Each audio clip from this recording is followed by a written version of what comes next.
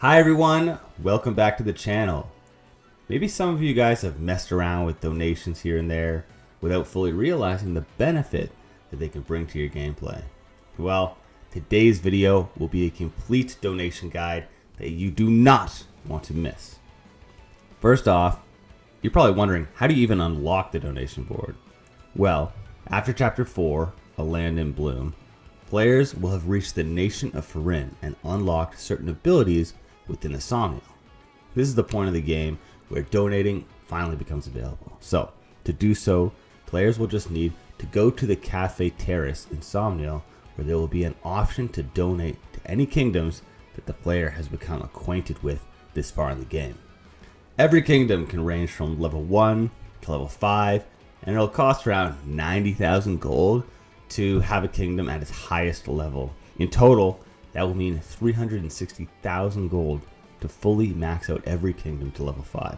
It's going to be a lot, right? But upon reaching the donation screen, it will give you the option to donate 100 gold, 1,000 gold, 10,000 gold to take you to the next level. This will allow players to donate in installments or full level up all at one time. So keep in mind, gold is very rare in maddening mode. I would suggest not even necessarily participating in this portion of the game at all.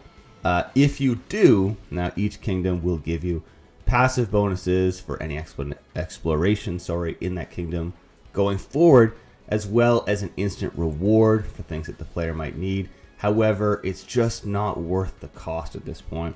You're going to fight very hard for every piece of gold that you possibly have, and you're going to need it for upgrading weapons, buying second seals or advanced seals, and those are just going to have to be your priority, right? Consider this more of a normal mode.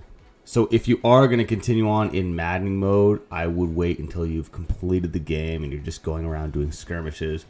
That's really when this is going to become the most necessary for you or the most ideal for you, because you will have already utilized that gold. Now you're kind of in overtime. You can go around and grind as much as you want to get extra bonuses. And these really are going to be some of the extra bonuses that you're looking for. You could get weapons like Venomous, Divine, First Art, Fragararch, Nodus. You'll need to get your donation to level 5 for each one of these. That's max level, so it's going to cost you a lot of gold, but it's giving you the opportunity for weapons that otherwise would be very difficult to get. So you might consider it worth it at that point.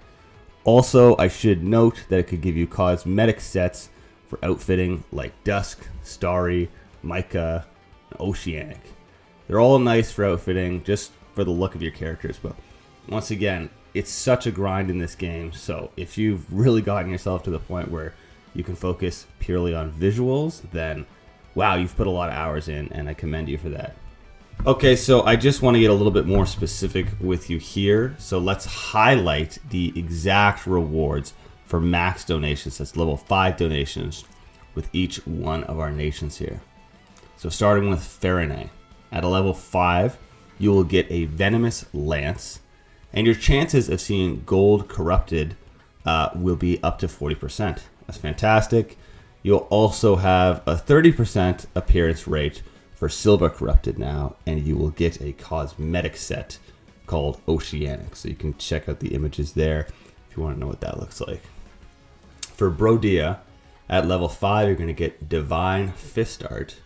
Your chance of seeing gold corrupted here will be up to 30%, as well as 40% for silver corrupted. And the cosmetic set you get is called Mica, M-I-C-A. I'm not sure exactly how to say that.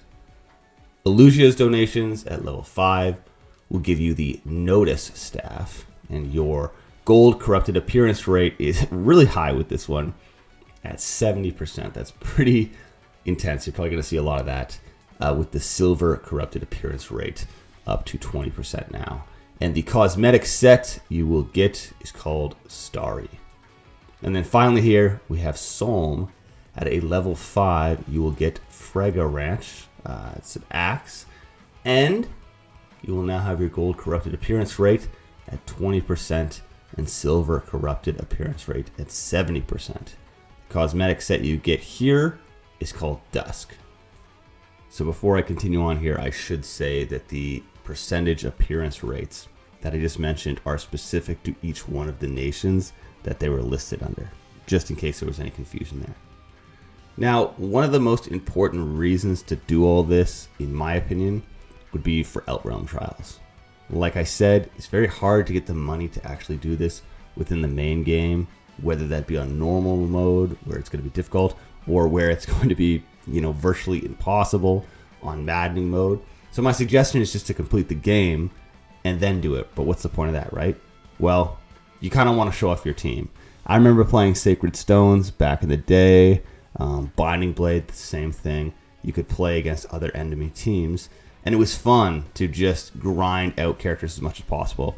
Sacred Stones back then allowed you to do bonus skirmishes after, just like this game does. So I would try to max out all my characters and get the best weapons I possibly could. Now, while I've been battling other players in the Outream Trials, I've noticed that a lot of them have weapons fairly specific to this, right? I'll see enemies equipping Venomous, using Notice, Fragranch, the whole thing, and their teams are way better off for it.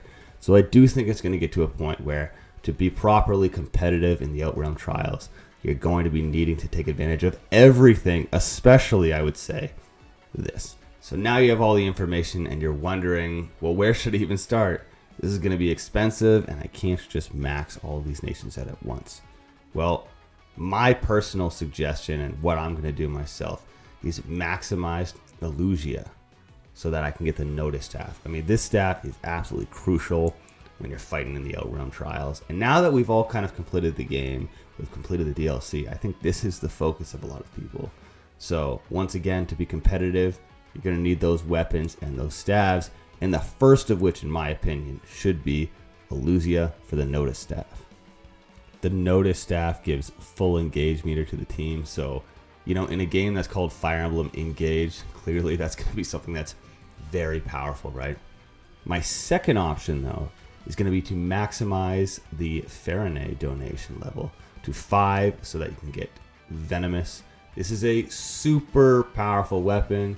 It's just going to cause a whole lot of damage for everybody, right? And especially, and I've seen this happen to me a couple times now, people will pair Luis and Sigurd together, equipping Venomous, and they'll cast Override. Oh my goodness, I swear, this engage skill can finish like 1 to 2 of my units at the same time. And that's a hard thing to watch, right? We don't have enough units to be just dropping like flies like this. So this is another really important one. If anyone's going to be using it, it should be you against your enemy rather than having it used on you like I've been experiencing. So consider this your second donation to maximize.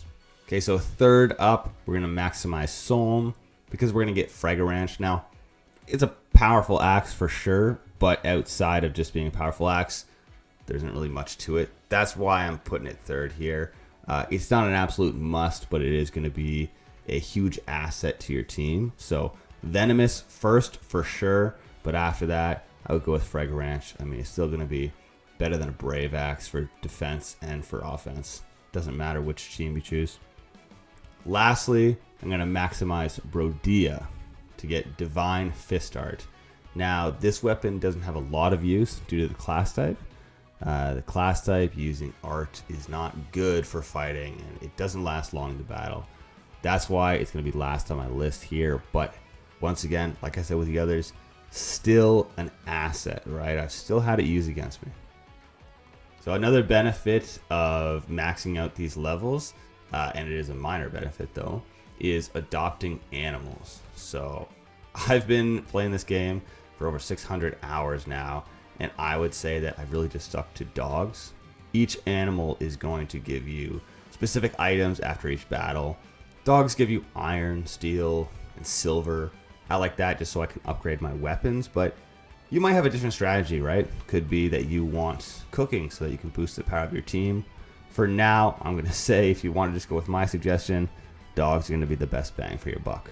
Thank you everyone for watching another video here. That's going to be all for me. If you want to play me in the Outream Trials, I've been really enjoying that, and I love engaging with you guys outside even of the comments here. We've got to get our support levels to at least A. I think maybe it'll be weird if we go to S, so we won't do that. But we will at least get to an A by playing Outrealms with each other. So I think that could be fun.